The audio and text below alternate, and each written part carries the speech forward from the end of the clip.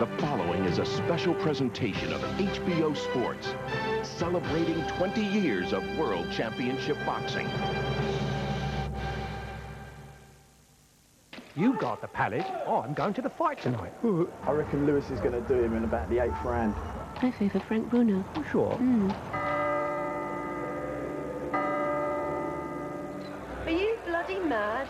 Lewis isn't even a true Brit. He left England when he was a lad. Put your money where your mouth is. Bruno's got no chance. My good friend Watson, if we don't solve this mystery, we're going to miss the fight. Bruno's record is glorious. 35 out of his 36 wins were knockouts. No. Lewis is even better. He never lost a professional fight. Oi, Bob, have you got the tickets for the fight? Get your paper. Lewis Bruno fight. Get your paper. And if we don't have ringside seats, I'm going back to the palace to watch the fight on HBO. All right, all right.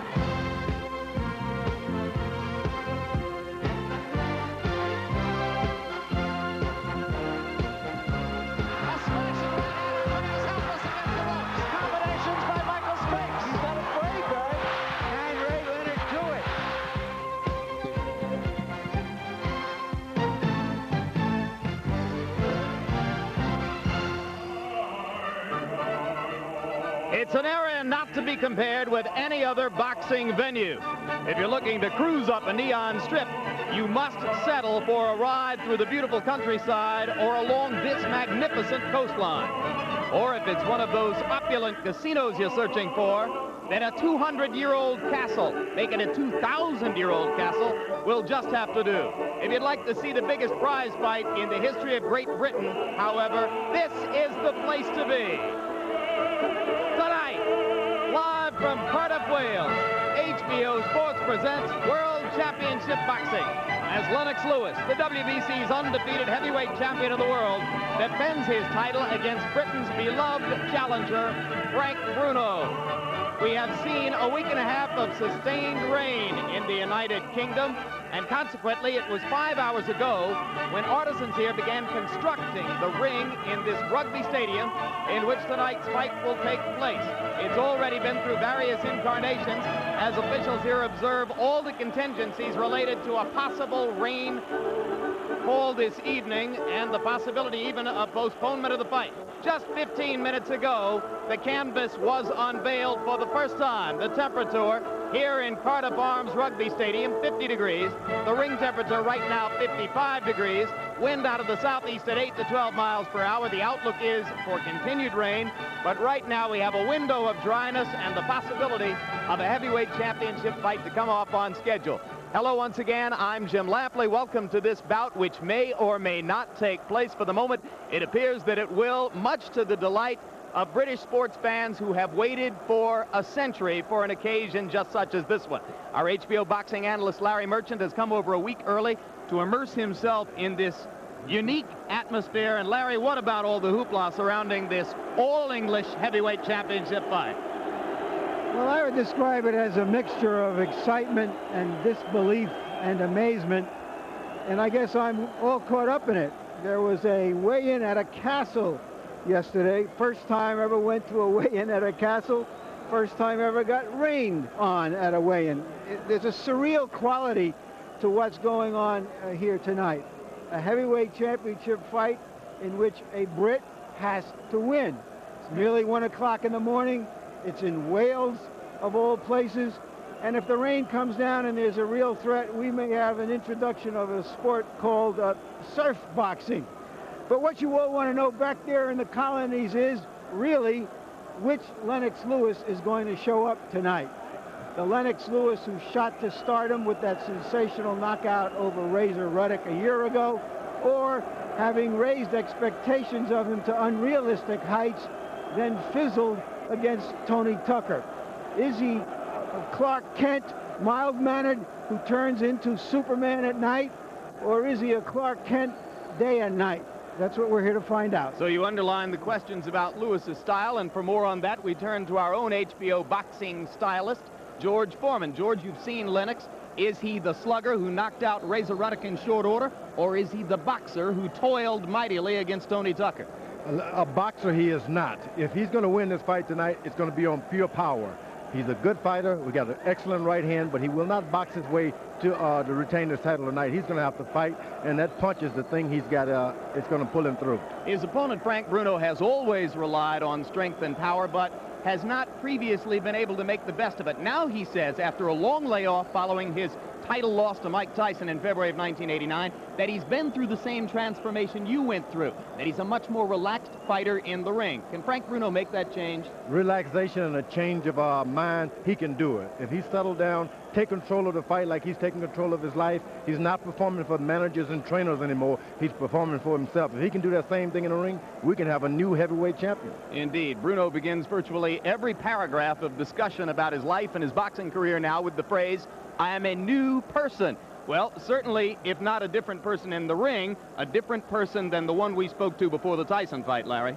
Yeah, he's the most popular athlete in Britain, largely because he's been such a gentleman as well as a good athlete.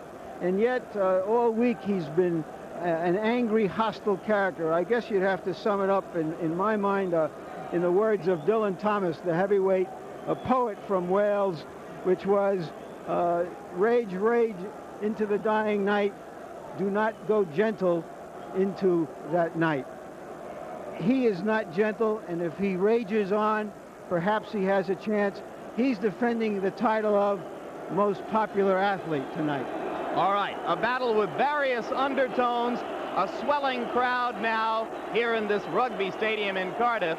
They had sold close to 40,000 tickets. Earlier this evening, it appeared that no more than 20,000 would fill the stadium. But within the past hour, as the rain has held off, clearly more people have poured in, and we may yet wind up with the kind of crowd that the British would see as respectable for this once-in-a-lifetime experience of watching two Englishmen battle for 1/3 of the existing heavyweight championship of the world. We are running on a little bit of an impromptu schedule right now because there's an urge to get the fight going as rapidly as possible during this dry period, and consequently everything is being moved up. We're expecting the fighters to leave their dressing rooms and begin entering the ring at any moment, but the British Boxing Board of Control has a rule which specifies that doctors must examine both fighters in the dressing rooms prior to their departure to the ring, and consequently right now everyone here is waiting while doctors finish checking over Frank Bruno and Lennox Lewis. Both fighters, perhaps because of the emotional undertones surrounding the fight, were considerably more uptight, had bigger chips on their shoulders yesterday when we spoke to them than has been the case in our dealings with Frank Bruno and Lennox Lewis before. So we expect that there might be aggression, and there's one more unusual reason for aggression. That's the installation of a once-in-a-blue-moon rule, we've never seen it before, which specifies that if the bout is to be stopped because of rain, if it happens after 3 rounds, then we'll go to the scorecards, and whoever is leading on the scorecards at that point will be declared the winner by a technical decision. Consequently, there's an enormous premium on winning the first 3 rounds, and that may redound to Frank Bruno's advantage, George Foreman, because if you look at punch stat numbers, in recent fights, he's been the busier of the two fighters, could give him an early advantage. Not only so, he's dependent on how to win this thing and not by one-punch knockout. So he's going to get out there and get ahead on the points quickly because he has to. All right, let's take a look right now at a further underlining of all the elements that make this so dramatic for British sports fans. The first ever all-English heavyweight championship battle.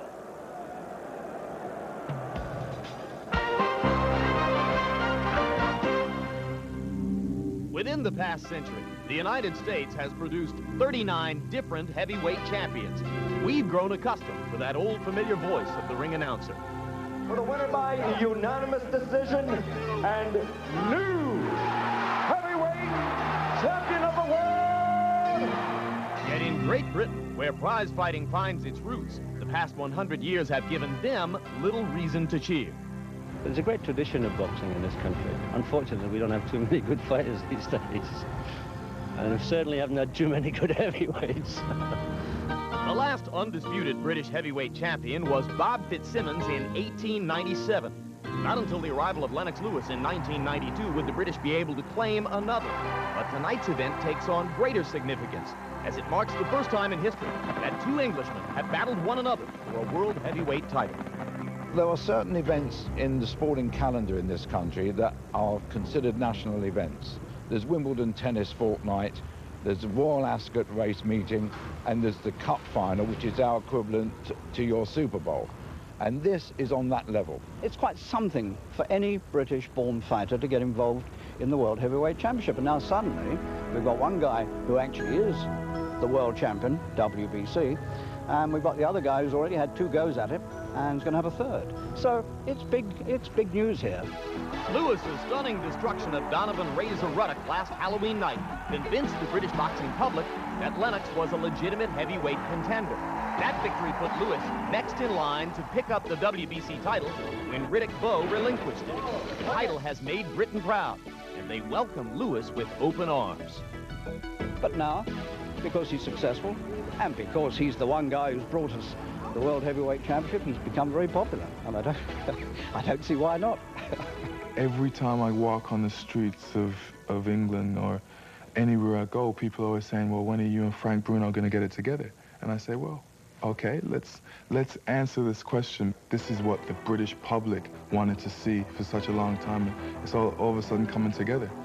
So now the British look forward to pitting their recently crowned heavyweight champion, Lennox Lewis, against their beloved challenger, Frank Bruno. And despite the fact he's never won a world title, Bruno reigns as one of England's most popular athletes and celebrities. An SOS at HQ revealed a VIP with an OB tucking into a baked potato without HP. Everything's okay with HP. There's a lot of love and affection for me, but I don't get excited about that because, like, it can be here today and gone tomorrow. It's been here for a very long time, but I don't want to lose myself. My feet are staying on the ground, and then we'll maintain to stay on the ground.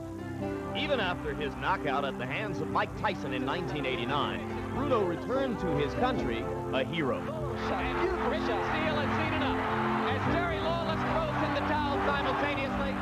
You know, we are quaint people in this country. We are known to love good losers, and Frank is a good loser. He's fought twice for the world title, as you know, and he's lost both times. This historic matchup will be one of the biggest events in British boxing history, equivalent in stature here to American events like Leonard Hearns, Tyson Spinks, and Ali versus Frazier. Though both fighters hail from London, moving the fight 130 miles west to Cardiff, Wales, could produce a small advantage for the heavy underdog, Frank Bruno. Frank Bruno, most of his fights are in London. He doesn't like leaving London and flying outside of London. But I look at this fight as being a fight for Britain. So therefore, putting it in Wales is like the middle point. They have to bring it to Wales, but the thing they don't know, I've got more fans in Wales than I have got in that part of the country than I have got in London, if you know what I'm saying. Hosting its first ever heavyweight title bout, Cardiff Arms, a rugby stadium with a capacity of about 40,000, is no stranger to superstar events. Lewis versus Bruno follows in a long line. The whole nation has been looking forward to this fight for months. Even people who are slightest bit interested in boxing know it's taking place. And those who aren't at the stadium to actually see it live will be watching it on television and will be listening to it, the commentary on the radio. It's a long-awaited matchup between heavyweight heroes, the first ever of its kind in Great Britain. Sky TV, the British cable network, expects tonight's event to be one of its highest-rated programs ever. And regardless of the outcome, this event will mark a special place in British boxing history. After all, like Halley's Comet, it could well be another 100 years before boxing fans here enjoy a similar night. We bring it back to ringside, and coming up from Cardiff, Wales, the WBC World Heavyweight Championship battle between champion Lennox Lewis and challenger Frank Bruno getting his third shot at a heavyweight crown. Now let's go up to ring announcer Mike Goodall to begin an evening of memorable festivities. The Marquis of Queensberry rules brought boxing into modern times exactly 101 years ago in 1892. Tonight, history is to be made, because for the first time ever, two British boxers will contest a World Heavyweight Championship.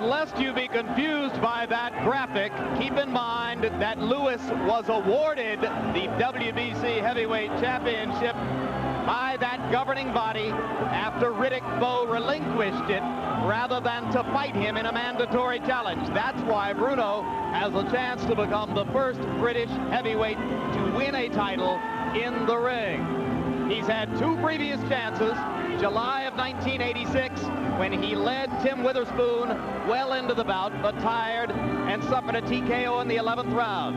And February of 1989, when he rocked Mike Tyson with a left hook in the first round, but later succumbed under a barrage of Tyson lefts and suffered a TKO in the 5th. Nobody does pomp and circumstance better than the British.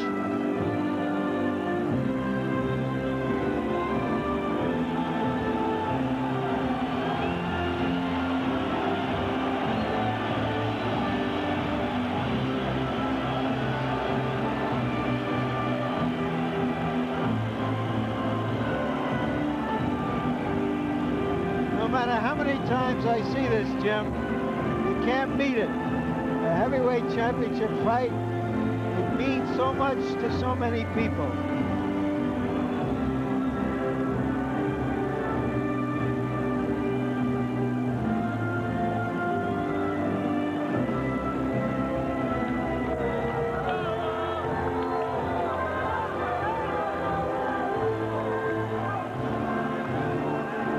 They may have lost their empire, but by God, they've got a heavyweight champion. And for the third time in his career, a heavyweight challenger in Frank Bruno. And Larry, I agree with you. Nobody does pomp and circumstance like the British. And when he's on a roll, there are few who can be more pompous than Frank. But I was in his dressing room earlier, unexpectedly, and found him to be very relaxed, warming up, working up a sweat. So far, until the fight starts, he's living up to his promises.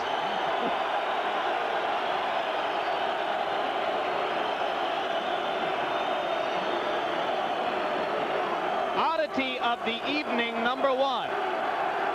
The man with the red cap on, who carried the British flag into the ring, now holding his fists in the air behind Bruno, is Matthew Duarez, who is Lennox Lewis's half-brother. He has worked for Frank Bruno for 11 years. There's the record for Bruno.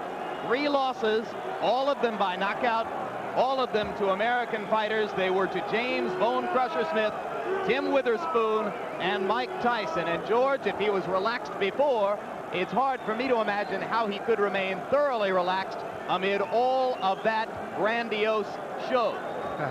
You know, you take off for 3 years as he's done. You think about, boy, I should have appreciated the limelight. You can see now he's bathing himself in it. He's having the most joyful day of his life right now, Frank Bruno. You saw the statistic indicating that Bruno has been in the ring for only 21 rounds total since his loss to Tyson on February 25, 1989. The British love to reflect that he had Tyson in serious trouble with that left hook in the first round. It may not have been as bad as all that, but surely 1 year later, when he watched Buster Douglas pull the trick against Tyson, he must have had a few fleeting moments of thought that it could have been me. And now back to ring announcer Mike Goodall. And now, ladies and gentlemen, the WBC heavyweight champion of the world, Lennox Lewis! Let's go. Nobody break the chain. Nobody break the chain. Nobody break the chain.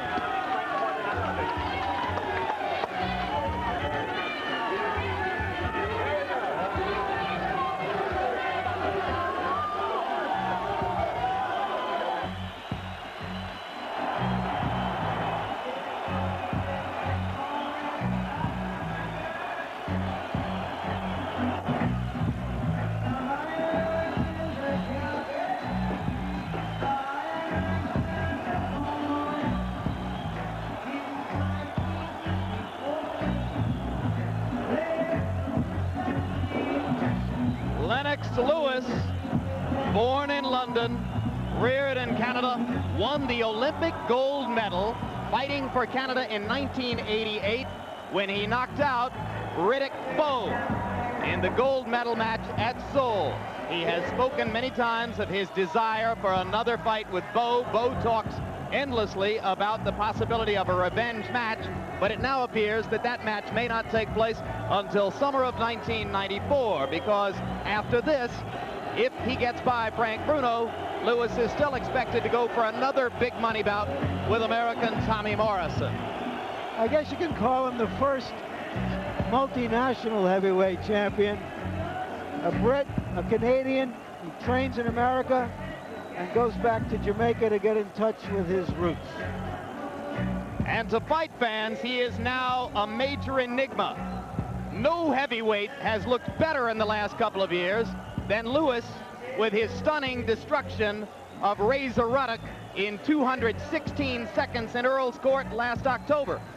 But in the eyes of American boxing writers, few heavyweight champions have looked worse than Lewis in his 12-round decision title defense over Tony Tucker May 8 of this year. Well, that's something I don't agree with. As I said earlier, that was a function of the unrealistically high expectations of him after that knockout. Many great champions have had fights just as tough and just as boring as that fight sometimes was. It was a victory. He won it once on a one-sided decision, knocked the man down twice, a guy who's hard to fight, Tony Tucker. He had a good fight, but it was not a dramatic fight. It was not what everybody was looking for, which is a combination of Dempsey, Lewis, Ali, and whoever. A year ago, he was as warm and outgoing as any boxing personality you could find. Yesterday, in our meeting with him, he was tight-lipped, almost sullen, seemingly uptight about this task. And now he enters the ring to what must be seen as a derisive greeting from what is clearly a partisan pro-Bruno crowd. It's hard for the crowd to let go of the fact that they're used to rooting for noble losers. If he wins, they're going to have to start rooting for a winner. And here is Lennox's record. He remains unbeaten and untied as a professional. 23 wins, no losses, no draws, 19 KOs. Noteworthily, within the last couple of years, both Levi Billups and Tony Tucker have gone the full distance with Lewis. Though he knocked Tucker down twice, a fighter who had never previously been decked. Tail of the tape, and you can see that Lennox Lewis has a bit of a height advantage, but otherwise they are fairly close in dimensions. Bruno 9 pounds heavier, 3 years older, the reach similar as they go into the ring. Punch stat numbers, Larry. These numbers are off of recent fights, and you can see that Bruno has been the more active fighter, largely because Lewis, in fighting Tony Tucker, a good defensive fighter, is not as active as he normally is. And jabs, Bruno has thrown more jabs. The unusual rules of the bout with our unofficial ringside scorer, Harold Letterman. Lennox Lewis and Frank Bruno will box tonight using the rules of the World Boxing Council. 12 rounds. There is no standing 8 count. No 3 knockdown rule. You can be saved by the bell in the last round only. Only the referee can stop the fight. And Jim, if a cut is caused by an accidental headbutt, and that cut causes the fight to be stopped, we'll go to the scorecards after 3 rounds have been completed. Before that, it's a technical draw. If Mickey Van, the referee, stops the fight due to inclement weather beyond the 3rd round, we go to the scorecards. Before the 3rd round, it's no contest. A further word on Mickey Van. If you follow the sport, you have learned his name recently. He is one of the 2 men whose preposterous scorecards in San Antonio deprived Pernell Whitaker of his much-deserved victory over Julio Cesar Chavez. Larry? Giving this man this choice assignment, in my mind, is like naming Jesse James to the Federal Reserve Board. Agreed. Right now, let's go up to ring announcer Mike Goodall for the pre-fight introductions. The officials appointed for this contest by the World Boxing Council are the supervisor in charge, Sir David Hopkin, the British Boxing Board of Control supervisor, Mr. John Morris, the timekeeper this evening, Mr. Ivor Campbell. The judges at ringside are Mr. Tony Castellano of Las Vegas, USA, and Mr. Jerry Roth of Las Vegas, USA, and Mr. Adrian Morgan of Caerleon in Wales. The man in charge of the action tonight, officiating in his 23rd World Championship, Mr. Mickey Van of Leeds, England. My lords, ladies and gentlemen, this contest is promoted by Frank Maloney for Paddocks Promotions and Main Events in association with National Promotions, who proudly present History in the Making, and is sponsored by Cardiff Bay Developments.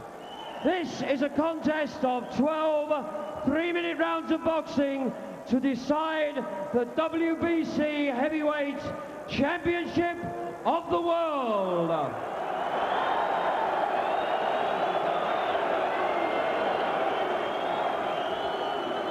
In the blue corner, wearing white shorts with the red trim from Essex, England, the challenger, ranked undisputedly number 5 by all world bodies, a former ABA heavyweight champion whose professional record from 39 fights reads 36 wins, 3 losses, 35 wins coming by way of KO, the former undefeated European heavyweight champion, Frank Bruno.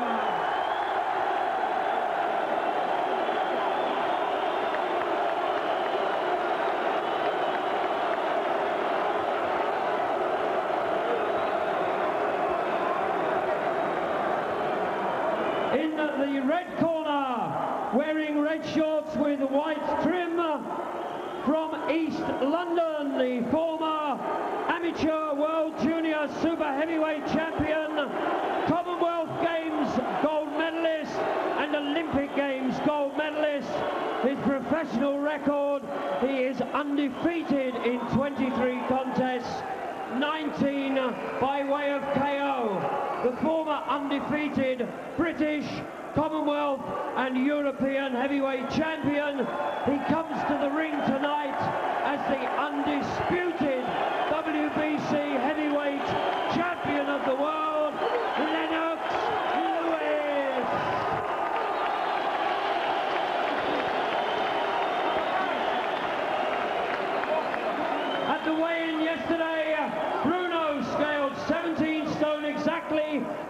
138 pounds. Lewis, 16 stone 5 pounds, 229 pounds. Ladies and gentlemen, the WBC Heavyweight Championship of the world.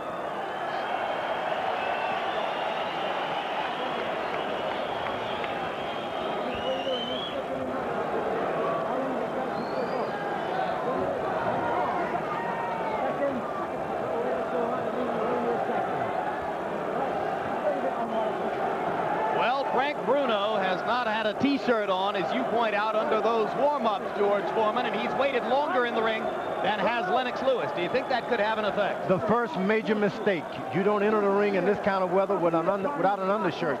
Your body's too cold. You can't react as good as you would ordinarily. I don't like that. And we have word from our truck that it appeared Lewis was waiting it out in his dressing room for exactly the purpose of hanging Bruno out to dry in the ring. Now, meanwhile, we'll point out there's an enormous premium on winning in the first 3 rounds because, remember, Mickey Van, as the referee, will have the discretion to stop the fight anytime after 3 rounds if it's raining, and they would go to the scorecards and declare one fighter or the other a winner. So there is an enormous pressure on both fighters to do their best in the first 3 rounds. Also, as you look at Mickey Van, we'll remind you that Lennox Lewis had surgery in May of this year, immediately following the Tucker fight, to repair a tendon in the pinky finger of his right hand. So we'll all be watching early to see if Lewis throws that big right hand, and if he does and lands it, will he then throw it again? If this fight is half as good as the commercial that promoted it, we'll have a hell of a fight. Bruno pounding his fists together to jack himself up. Mickey Van pulls them together, and round 1 begins. Lewis starts with a jab and a wild right while ducking his head, then lands a left hook. That first right hand was an over right hand, as though he is touchy about throwing that right hand, Lewis. And you have said to me, George, that you don't believe he can be fully healed this rapidly after the surgery. Not at all, but you got 2 or 3 good ones, whether you're healed or not. But if the fight wears on with a lot of right hands, he could be hurt quick. His hand hurts.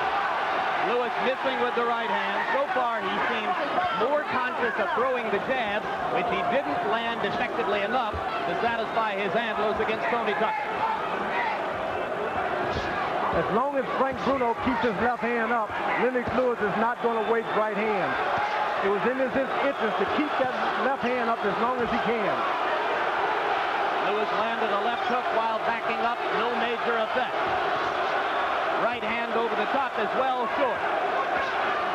So far, Bruno not coming at Lewis to try to get anything going inside. A lot of people thought that Bruno would try to skirmish with him at close quarters early. It hasn't happened so far.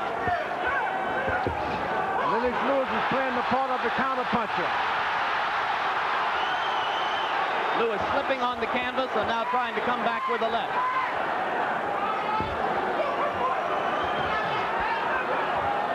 Frank Bruno should be the experienced fighter and let this fight go for 2 or 3 rounds. You should not try to rush things.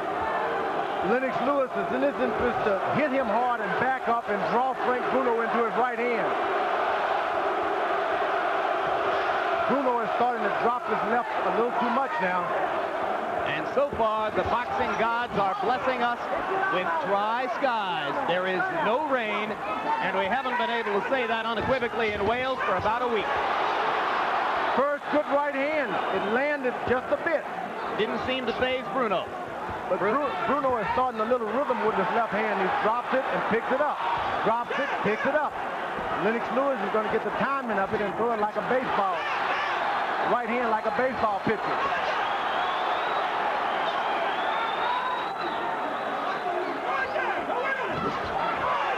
Bruno lands a jab.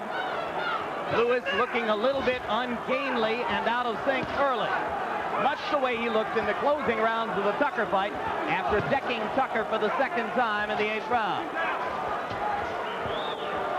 Bruno is using the old keep him off balance. Keep a jab coming whether it's hard or not. Keep him off balance. It's a good strategy. Neither man with a clear advantage in round 1 as it comes to a close. And you'll hear a big roar from the crowd. I thought that was a very tense by Lennox Lewis. Went a little right hand crazy in the first half of the round. Doesn't seem to have his bearings. Hasn't got Bruno measured yet.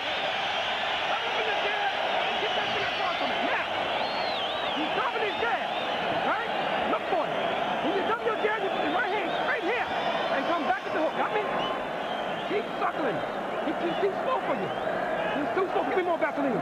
Give me more Vaseline. Okay. Play the game, John. Pick. Look, cross. That's exactly what you're doing. Okay, we're doing it. Line speed.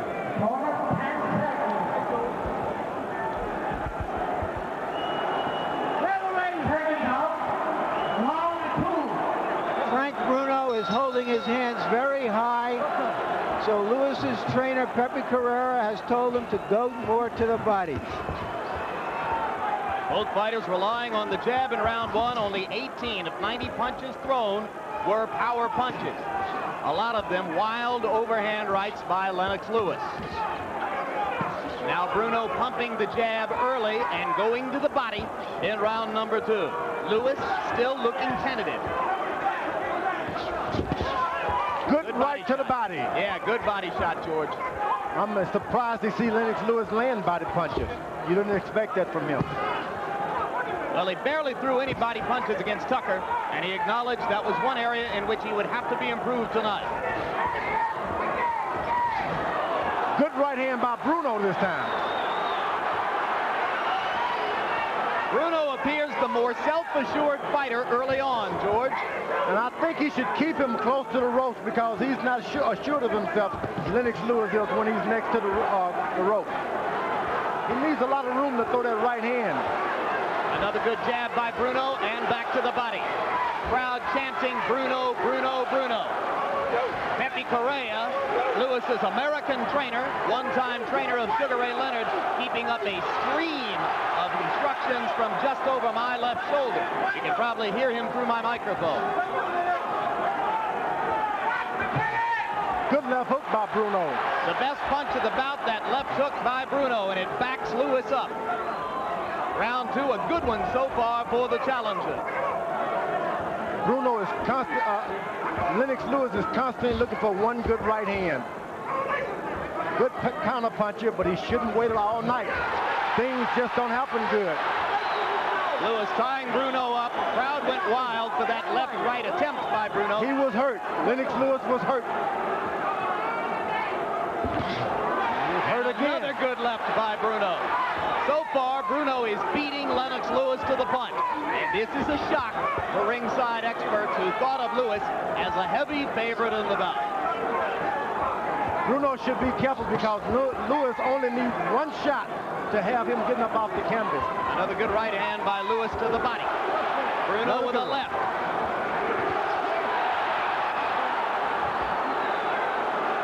They traded punches. Lewis landed the right, but Bruno keeps going at him. And he's starting to land those punches behind the head. The fighter's turning away. Bruno wants it to turn now into a slugfest.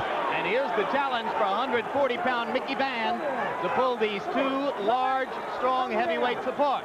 Now Van is going to give a lecture. Don't give me no shit, either of you, right? Because I don't mind taking points. Worst mistake that could have been made by Lewis was to get into this kind of fight. He doesn't need it. It's Bruno who needs it.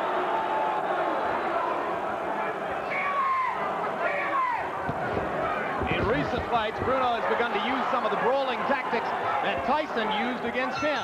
Hitting with the elbows, holding behind the head. What Frank Bruno is doing is trying to take away, and he's doing it successfully, Lennox Lewis's best weapon, the right hand. Much as a good football defense tries to take away the best weapon of an offense. Can Lennox Lewis beat him another way? Nice, okay? Don't make no mistakes. Nice. Nice one, give him a drink. Nice wet knocks now and again, okay? I'll tell you both, tidy it up. Okay. Everything's fine, all right? Lovely.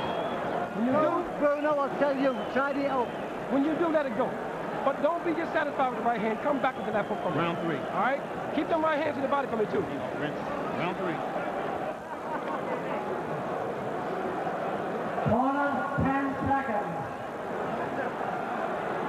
There you see that little punch up at close quarters. Much to Frank Bruno's advantage, he is trying to rattle Lewis. Round 3 begins. And in the 3-round battle, it is Bruno for the moment who holds the upper hand. But between rounds, George, you pointed out the swelling above Frank Bruno's left eye. Which could start to tell in a minute because he's not going to have good vision at this point. You lose your vision with Lennox Lewis, you're going to get knocked out. Lewis rallying to begin round 3. Caught Bruno a little bit by surprise. Lewis is wanting a cut now. He's looking for a cut. He's hoping to cut this man, which he shouldn't. He should try to go for the knockout. Good body punch by Bruno. Carl "The Truth" Williams was able to cut Bruno over the left eye, but Bruno nevertheless went on to score the TKO. That mouse above Bruno's left eye is in exactly the same location where the cut appeared against Williams. Good right hand by Bruno. Right hand. Bruno has Lewis in serious trouble. Let's see if Lennox knows how to hold on. And Bruno leaped in at him the way he didn't leap at Mike Tyson after he hit him. Lewis still in trouble. Bruno pounding away to the body. That right hand is one of the biggest punches Lennox Lewis has ever taken in his career.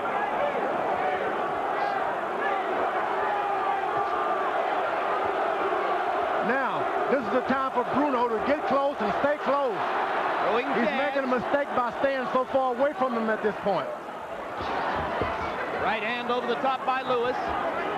Breaking the momentum just a moment. Lewis appears to have his wits back about him, George.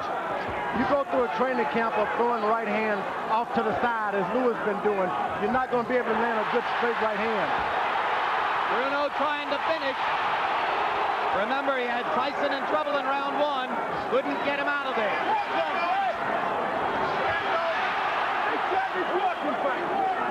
Thing about Lennox Lewis, he hasn't got a defense. He just doesn't know how to fight when he's fighting from behind. He's not a catch-up fighter. Lennox Lewis fighting with his hands low, doesn't know what to do. Lewis with a combustible right hand to stop Bruno in his tracks. Here comes Frank again with the jab. Hands down. People's been telling Lewis, comparing him with Muhammad Ali, the worst mistake in the world. You win and you lose at the same time.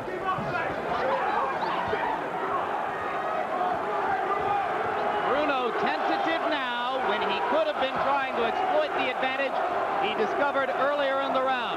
It was a huge right hand that had Lennox Lewis severely stunned. But now, Bruno appears to have let Lewis out of the forest. He got him drunk. He wasn't able to mug him. Look, they're not going to wait there. So therefore, take your time, relax. When you get anywhere near the rope, those hands got to come up. All right? Now, we got to start putting some hurt on this guy. And we have to do it with the right hand. Don't go right hand crazy. Just give me some jabs on this guy to back him up. Then drop the right hand, and I want the hook when you come back. Finish with combination. You're trying to punch one at a time. Don't do that. Give me some combination. Back this guy up. You notice how Bruno is keeping his hands high to take away that right hand, and he lands his own right hand. Bruno is asking questions of the champion he has never been asked before. How will he respond to a real war? And Bruno leaped in behind that to seize any advantage he might have had. Good work, Frank Bruno. And gentlemen, as those replays rolled, Lewis's manager, Frank Maloney, looked in over my left shoulder, watched them, and said, "Oh," in response to the right hand that stunned his fighter. Now, you heard Pepe Correa asking Lewis to jab, back Bruno up, and then drop the right over, and then come back with the left hook. Let's see if Lennox was able to listen. Right now, he is the one who is eating Bruno's jabs.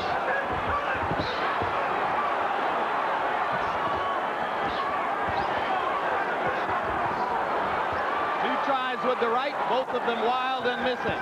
He went right hand crazy against Tucker on those occasions when he had him in trouble and wasn't able to land. Bruno should be diving into the body right now. For some reason, he's headhunting a little more than he ought to. The body is wide open for Bruno. Stiff jabs by Bruno, but all of them upstairs, as George points out.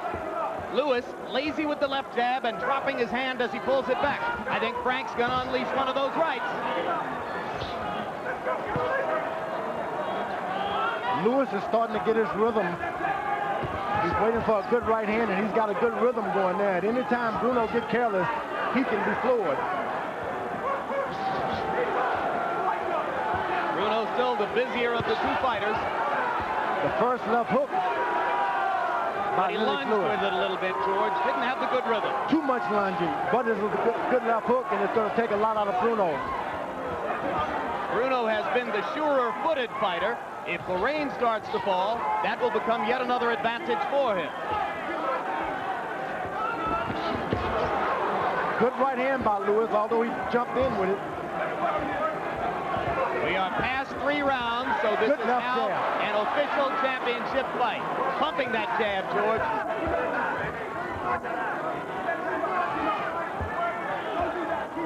Lewis is waiting for just one right hand. He believes in his right hand that much. The little body punches by Bruno looks like nothing, but may mean a lot if this fight goes beyond 6 or 7 rounds.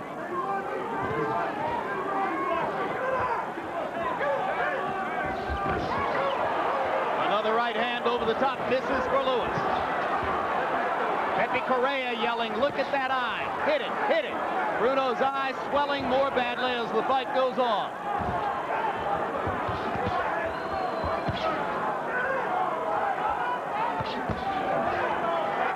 Now, Lennox Lewis' jab is getting a little better.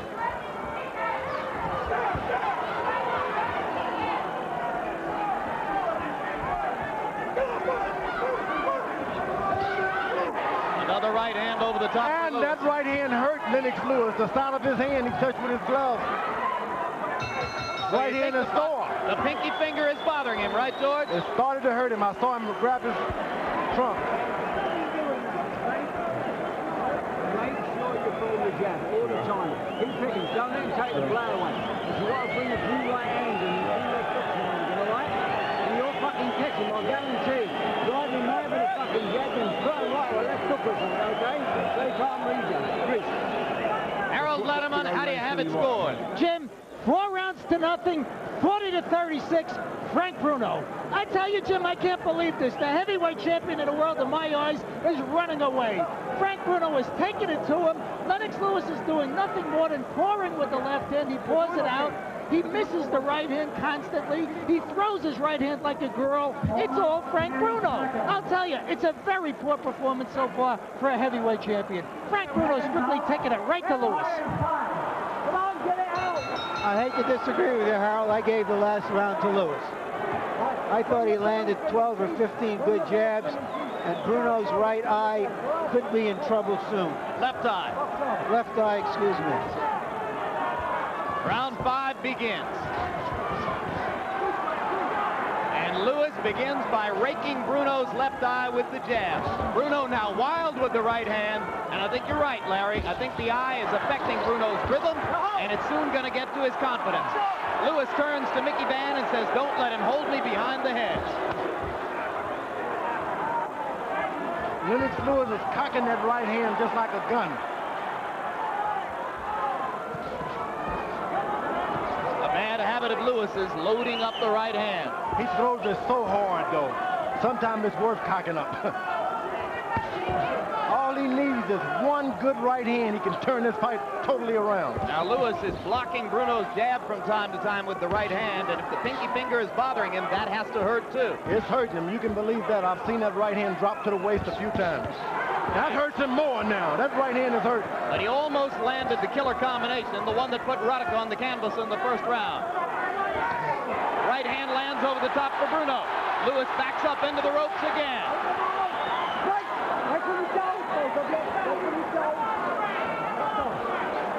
In the ring is no place to ask for mercy. They won't give it to you. Now Lewis is hurt and Bruno is not taking advantage of it. Let him get too much life.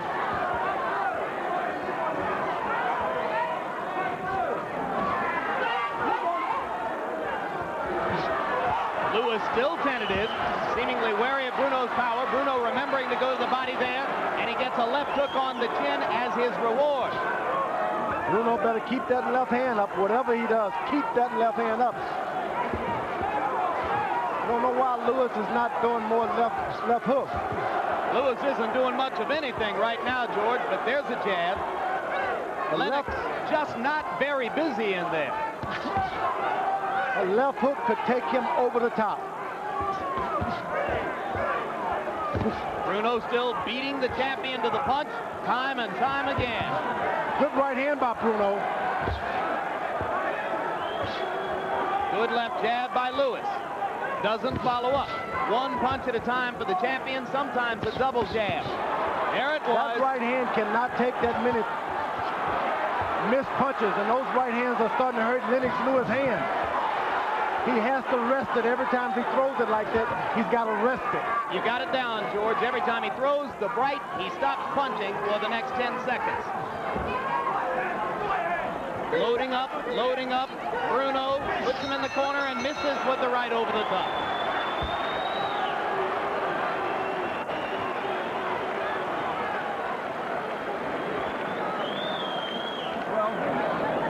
Yes, got it too. Okay, breathe in. Breathe in now, mate. The fight's in the bag, you don't make a mistake. It's cut now. How'd you feel? Fine, You feel okay. What do you Keith told you to do now, okay? Believe in your fucking self now, Frank, okay? The world champion, Frank. Believe in yourself, don't make no mistakes. Put your fucking teeth, breathe in. There's nothing wrong with your eye. Okay? Okay, take that. Reese. Okay, let's have a look at it. Okay? Now, Frank, don't fuck about him. Yeah. Don't lose heart. Gain heart like Keith. Come on, shoot, man. Close your eyes. No.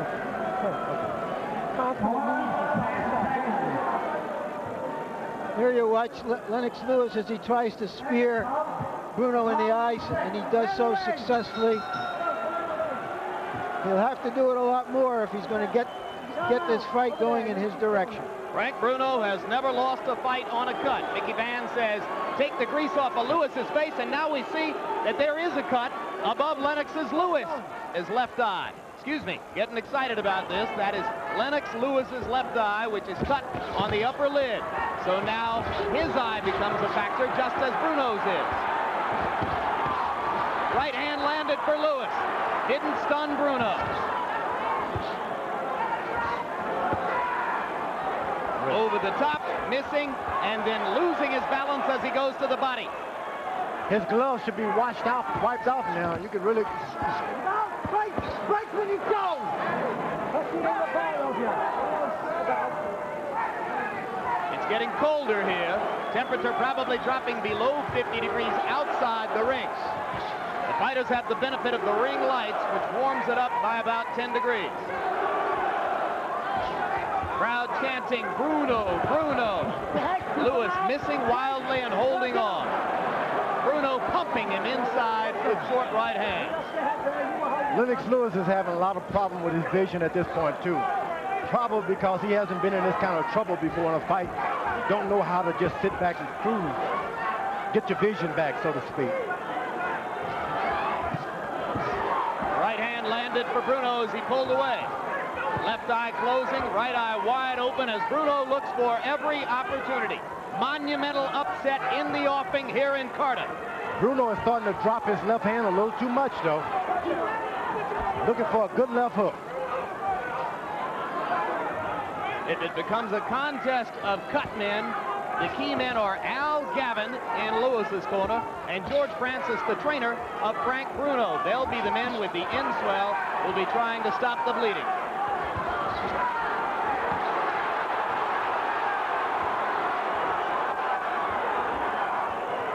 Lewis coming alive a little bit here, George. Well, he's starting to turn into a dog fight, which would favor Bruno because Bruno can just back up and protect his lead. First uppercut, a right uppercut. And it was a good one, which backed Bruno up, and it was thrown on the break, which was a clever move for Lewis, who realizes this fight is getting out of hand. Lewis is starting to even land punches below the belt. Referee Mickey Van appearing for the moment to lose control. Bruno is always faded in the latter rounds. If he can keep up his spirit. Remember that Bruno led on the scorecards late against Bone Crusher Smith, was TKO'd in the 10th. Led on the scorecards late against Tim Witherspoon, was TKO'd in the 11th.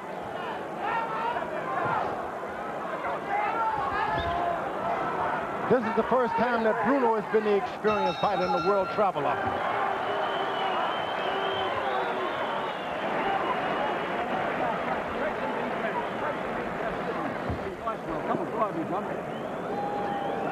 Right, Frank, listen to me, okay? I don't ever tell you none of my life, right? Breathing deep, you'll fight with one hand, which is fucking good. But if only when you do jab, jab, or one jab, and right fucking cross now and again, or they'll fucking catch you. But you're fighting with one hand, you've got to fight with two hands, okay? You jab and you cross, and you don't let him fucking back you up. Because that's when he comes into his own. You've got to keep him behind your fucking jab, and the left and the right occasionally, okay? Fight him with two hands, okay? That's the problem. When you step off on that right foot, throw that right hand, left hook coming this guy. All right? Every time. Yeah, don't forget, this guy.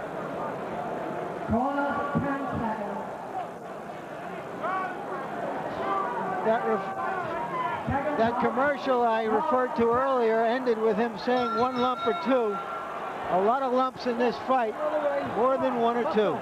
And they're using the end swell in Bruno's corner to work on his left eye, but I didn't see Al Gavin doing anything with Lewis's left eye, which is swelling just as much on the upper lid. Oh, a terrific left hand and a right over the top by Bruno, who takes command again as this round begins. Lennox Lewis has got to respect Bruno, and he could have a different fight. Just doesn't have any respect. Lewis in trouble in the corner and lands a sensational left hook. What a comeback by Lewis. Now let's see if he can finish. Bruno in serious trouble. He's got him now if he can finish. Right hand over the top. It was a left hook that turned this around, and a frozen Frank Bruno is there taking punishment. And Mickey Van is going to stop it. No, he's not going to stop it. He is lecturing Lewis, holding and hitting. Mickey Van has given Bruno a chance to recover. Can Bruno recover? He's going down. It's amazing that Bruno stands up, and now Mickey Van stops the fight. It was a one-punch comeback. Lennox Lewis, desperately behind on the scorecards, produced a sensational left hook. And who would suspect a left hook of all the punches? Frank Bruno didn't, and that was his downfall. You pointed out that Bruno took away the right hand, and you said, Larry, the question was, could Lennox find another way to win? He found the left hook. Did he find it? And it was a left hook that reminded me of the one in Tokyo that Buster Douglas put on Mike Tyson. It was the left hook that reminded me of the one that Evander Holyfield used to turn around his fight with Bert Cooper in Atlanta a couple of years ago. You remember earlier I said that Frank Bruno was asking Lennox Lewis questions he had never been asked before. We have seen Bruno before be very tough in the first half of a fight. Lewis answered the question, and he answered it affirmatively. He stayed in there. He found a way to win. He had faith in his power. When you got power, you're always in the fight. Right, George? All right, let's take a look at how Bruno hurt Lewis early in the round. Here is Bruno with the overhand right that put Lewis in trouble in the corner. At this moment, it appeared that the question would be, could Lennox Lewis survive the round? And there's the punch. George, they always say a fighter is never more dangerous than when he's in hurt. trouble. That's right. All night I thought a left hook could do it. You said it. Now, what about the finishing job that Lewis did, George? He never let up. He got hungry. He saw the guy was in trouble. He never let up, which is something that you can only get when you're youth. You go for it. You don't care if you get tired. You just go for the knockout. For 6 rounds, it was surely the worst performance of Lennox Lewis's career. But now it became the guttiest performance of Lewis's career. I mean, he got in there like a champion should, and he finished this guy off. The ref stopping him, didn't discourage him. Nothing stopped him. And the final note of congratulation to the challenger, incidentally, because Frank Bruno produced an effort of which British boxing fans, those who have loved him for so many years, can surely be proud. He showed muscle and stomach and heart until he ran into that one unforgettable left hook. He's translated the role of plucky loser into millions of dollars, and this won't hurt him either. Not in Britain. You see trainer George Francis jumping through the ring at the end to rescue his fighter, who wouldn't go down. We've seen Bruno in this posture before against Tim Witherspoon and against Mike Tyson. Could not be done by the boxer. The puncher had to come out and do it. Youth and power, it's wonderful. Well, you know, you called this one cold, George. You said to us before the fight that Lewis would need to win with punching power. And frankly, I was skeptical because I'm thinking, hey, he's the more skillful boxer. If it's going to be a decision, he's going to win. But surely, on all legitimate, credible cards, Bruno was well ahead on points at the time when Lewis launched that left hook. From the moment he threw it, the big question was then, how long would it take for him to get Bruno out of there? Bruno should never have gone for the knockout. That's the story. Well, but be content with winning by points. Don't go for the good stuff, and he did, and it cost. But once a puncher, always a puncher. Well, and George, always a puncher. He's been criticized for 5 years for not following up on the advantage or slight advantage he had over Tyson. He was determined to follow up. I cannot fault a fighter when he thinks he has the other fighter in trouble for jumping on him. After 1 minute 10 seconds of the 7th round, the referee has stopped the contest. The undefeated heavyweight champion of the world, Lennox Lewis!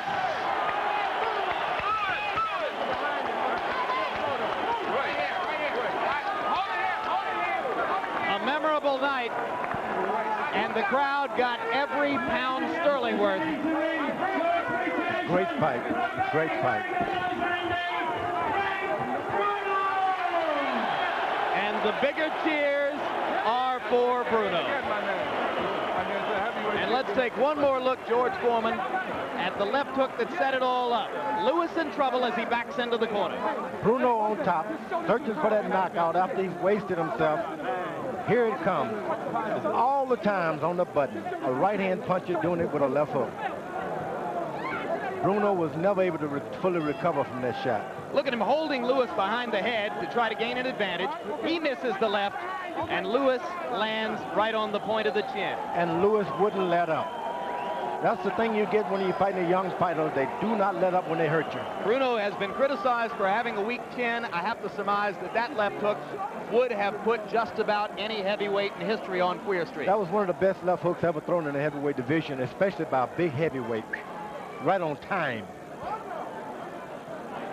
Makes you want to holler and throw up both your hands. I'm looking at a Hall of Fame of left hooks in my mental memory now. Mike Tyson against Carl the Truth Williams in Atlantic City, the one that knocked Williams out 91 seconds of the first round. Think about a Joe Frazier and Jimmy Ellis years and years ago. There have been a lot of good ones. Let's take a look at final punch stat numbers, and you'll see the edge that Bruno enjoyed through 1 minute 10 seconds of the 7th round in number of punches thrown, in number of punches landed. Lewis's connect percentage was going up as the bout got longer. As Bruno tired, his defense was beginning to ebb away. Early on, it was one-sided in Frank Bruno's favor. You have to suspect that Lewis was beginning to turn the tide. And now, Violet, Lennox Lewis's mother, saying goodnight to George Foreman politely as she leaves the ring. She's a star, no doubt about it. She is a champ. She is an undisputed champion herself. Boy, what a son she's got. And she had sons in both corners tonight. Her elder son, Matthew Juarez, has worked for Frank Bruno for 11 years. And a third son, Dennis Lewis, said to me yesterday, hey, it's blood, it's in the family. We love him before the fight. We will love him when the fight is over, win or lose. These two fighters didn't like each other. Frank Bruno was greatly motivated.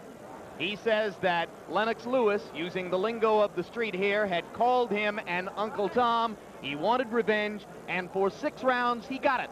But Lennox Lewis, with the guttiest comeback of his still developing career, turned it around with the left hook and won the fight, and now Larry Merchant stands by with the champ. Larry? Lennox, congratulations on the fight. What turned it around for you? I think I started to get warmed up. I got off to a slow start, and then finally, as the rounds went on, I started to get warmed up, and he started to slow down. Are you saying you were cold in there because of this chill in the air? Yeah, I was a bit cold. Even he was cold because I didn't see no sweat on his body. I was trying to keep some sweat on my body, but it just took me a while, and then I finally got together. All right, take us through the fight. Were you surprised at how effective he was at what he was trying to do early in the fight, the first 3 or 4 rounds? He was very effective. Actually, he's a lot better than I thought he was. You know, he came in terrific shape, and he came looking like he was going to try and, you know, pull it out. But, you know, I had full confidence in my own ability. It looked like he was trying to take away your right hand by holding his hands high, and that frustrated or confused you for a while. Not really, because he must have forgot that I had a terrific left hook. And that's when I realized after he started blocking my right hand, I started to go to the body with the right hand, and then I said to myself, I'm going to come around with the hook and let him see my hook. All right, let's take a look at that last round when Bruno hurt you or seemed to hurt you and then try to press his advantage. Describe what you see. Well, he thought he had me hurt. Actually, I just lost my footing, and I realized that I could see every punch coming, and I was blocking him. He was still hitting me behind the head, but then I just whipped out with my wicked left hook and caught him. As soon as I seen him hurt, I just, you know, pounced on top of him. I just really wanted to land one more punch, and I knew I would have had him like I did. The uppercut really hurt him right there. Then I came with a hook again, and I knew once you have Bruno hurt, he's lost all stability. Are you saying that because of his reputation and what's happened to him in his big fights before, that you felt that he would go sooner or later? Definitely. You know, I realized that he was slowing down as we got into the later rounds, and then he really did. And that's when I used my speed towards my advantage. Now, Mickey Vann stopped you there and gave him a chance to recover. What did he say to you? He said that I was holding, and I felt, oh, geez, stop. Okay, I just wanted to get right back at him before he regained his consciousness and take him out of there.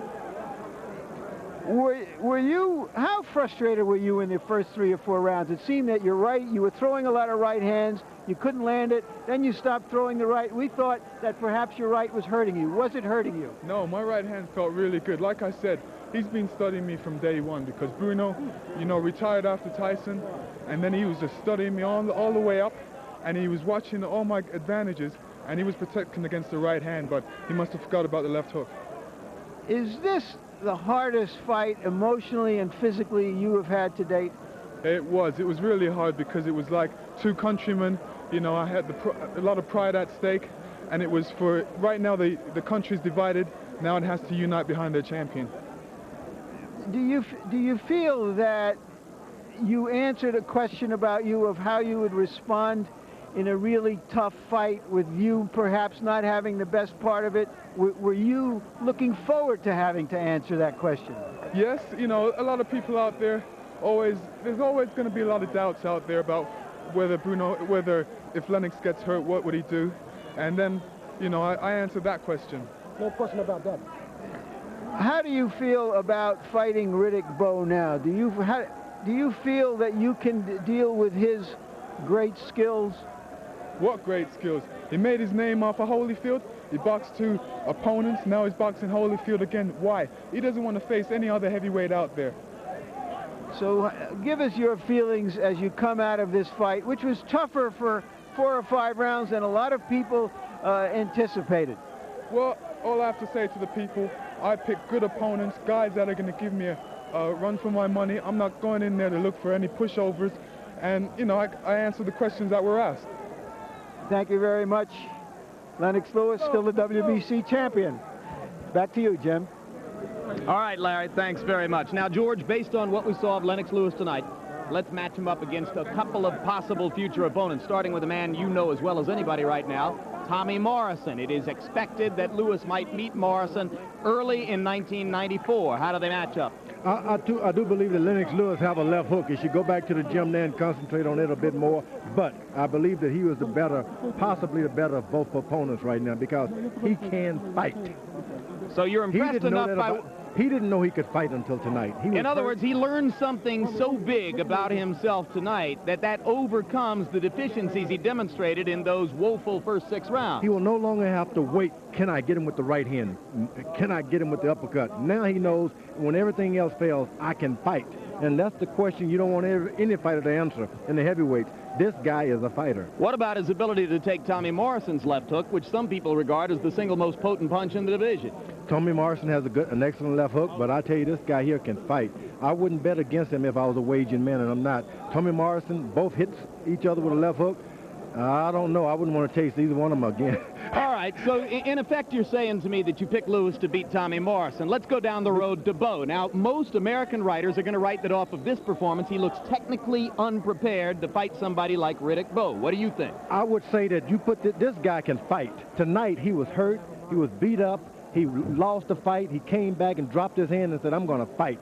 I don't think there's a fighter in the heavyweight division who can say that right now. This guy can fight. He's for real. All right, that's a landmark comment for you, George, and we're going to book it. Remember that that's what you said. So George says, Larry, that Lewis learned so much about himself tonight that that's more important than the deficiencies he demonstrated in those first 6 rounds. George has just said, in effect, that he picks him at this moment as a likely favorite to beat both Tommy Morrison and Riddick Bowe. But I just said I think American writers are once again going to skewer him for what happened in the first 6 rounds, and they're going to write about that at least as much as they'll write about the left hook and the rally that won the fight.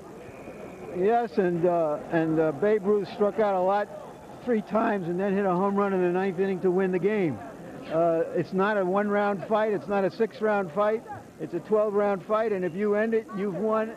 And I do think there were a lot of questions answered. And I like especially what George said about he showed he can fight.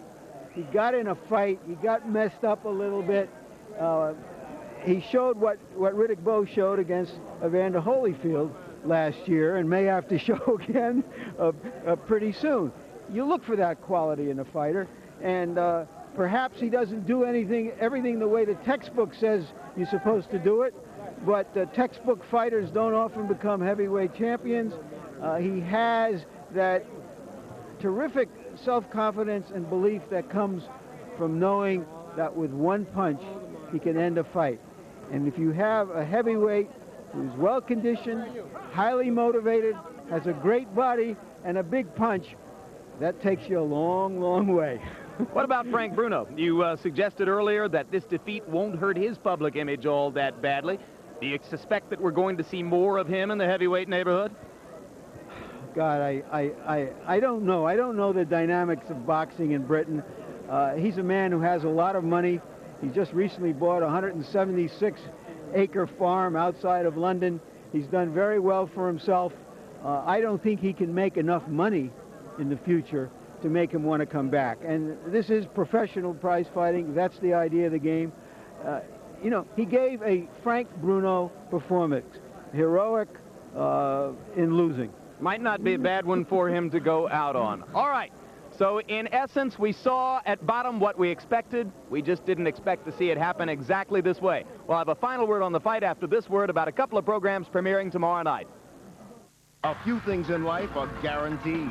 For one, there's a new movie every Saturday night at 8 on HBO. Now listen to this. Everyone listen up. No repeats. I'm thrilled to death to hear that. 52 weeks a year. Wake up the president. Guaranteed. This man may be crazy, but he's a professional. This week, Under Siege with an all-star cast. Steven Seagal, Gary Busey, Patrick O'Neill, and Tommy Lee Jones. 4 minutes ahead of schedule. Damn, I'm good. It's nice to have one guarantee in life.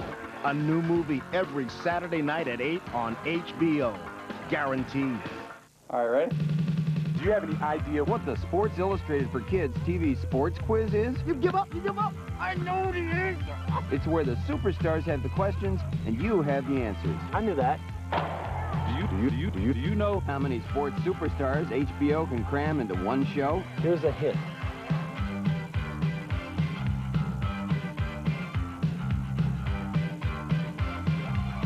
You've got to be kidding. No way. Yes, way. And guess what? The Sports Illustrated for Kids TV sports quiz is only on HBO. And it premieres Saturday night at 7:30. Watch it with your kids. Hey. Now, Back live in Cardiff Arms Rugby Stadium, thousands still waiting here, perhaps to hear from Frank Bruno, but he's gone back to his locker room. We won't get a chance to talk to him tonight. In case you missed it, it was a 7th-round technical knockout for Lennox Lewis. 1 minute, 12 seconds of the 7th, defending his WBC heavyweight title, a fight in which he appeared to be in considerable trouble, but which Lewis turned around with a dramatic left hook, and from that point took about 25 more seconds to go ahead and finish Bruno, holding off the challenger to retain his crown. A memorable fight, the first time ever that two Englishmen have faced each other for a portion of the heavyweight crown. Coming up immediately following tonight's coverage of World Championship Boxing, stay tuned for Dead Bang. And be sure to join us each week for HBO's Inside the NFL, the shows the pros watch. I watch it as hosts Len Dawson, Nick Bonaconti, and Chris Collinsworth provide the first analysis of each week's matchup throughout the NFL, premiering Thursday nights at 11 p.m. Eastern and Pacific time. We'll be back in 4 weeks with a championship doubleheader as Tommy Morrison defends his WBO heavyweight title against Michael Bent, and James Toney puts his IBF super middleweight crown on the line against Tony Thornton, live Saturday, October 29 on HBO. So now for Larry Merchant, George Foreman, and Harold Letterman, I'm Jim Lampley saying so long from Cardiff, Wales. The executive producer of HBO Sports is Ross Greenberg. Tonight's coverage of World Championship Boxing was produced by Rick Bernstein and directed by Mark Payton. The feature producer was Kendall Bridges-Reed, and the associate producer was Steve Cohen. Assistants to the producer, Dave Lee.